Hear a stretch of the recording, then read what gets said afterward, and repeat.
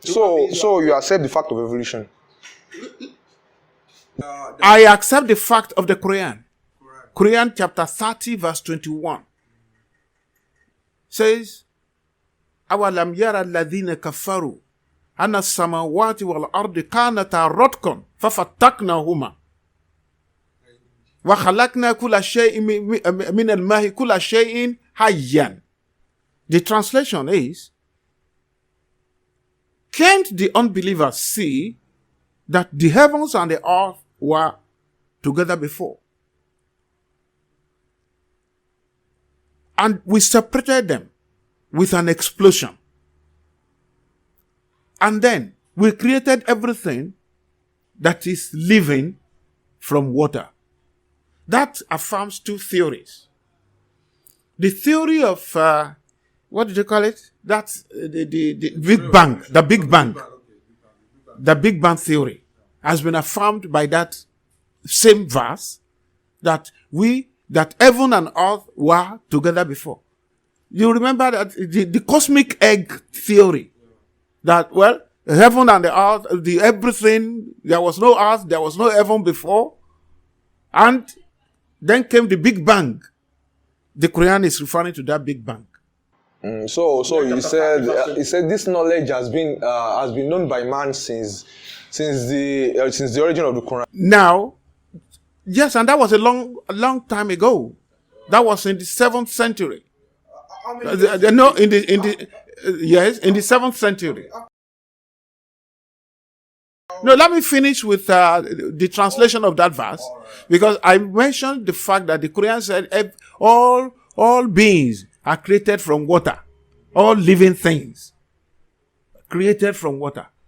And that water is the spermatozoa, that's from which man and woman came.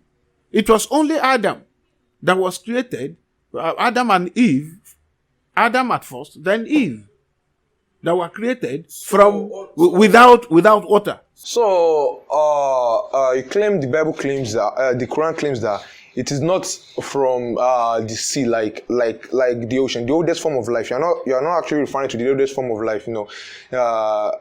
They call it the first species that actually left the ocean was Tiklectic. It was its remains was found in Canada or something like that. In Canada, it was found in Canada. You're not saying that this is actually the ocean is not the origin of life, the ocean is not the source of, is not the habitat of the first species that walked on land. They are just saying that it is just that we were created in this form, like from Adam was molded without, it was the first being, it was the first creature, the first human being, and from his left side Hawa was created. That's Eve. She's called Hawa in the Quran. And of course, between the two of them, mating started. And procreation began up till today. Through water.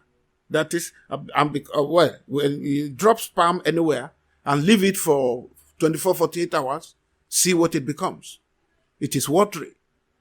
So when the Quran refers to creation of man from water, you get what I mean.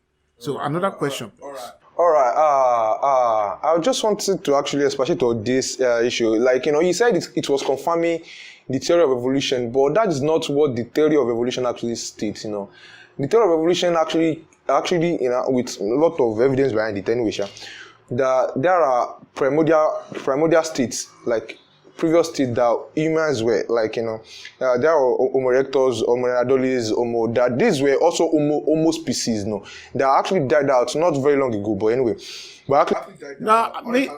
I will not take those theories, particularly the Darwinian theory. I didn't come from a monkey. I didn't come from a gorilla. It doesn't actually claim that we actually came from a monkey or a gorilla. So but the Quranic theory is more reliable. Is there how do we go about confirming the Quranic theory? What you actually say that you are not married. When you marry, you will know whether it is true or not.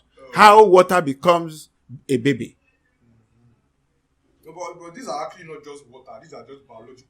Oh yes, and when you now go to Quran chapter 23, verses 9 to 13, it's all the procedure is followed there concerning how a woman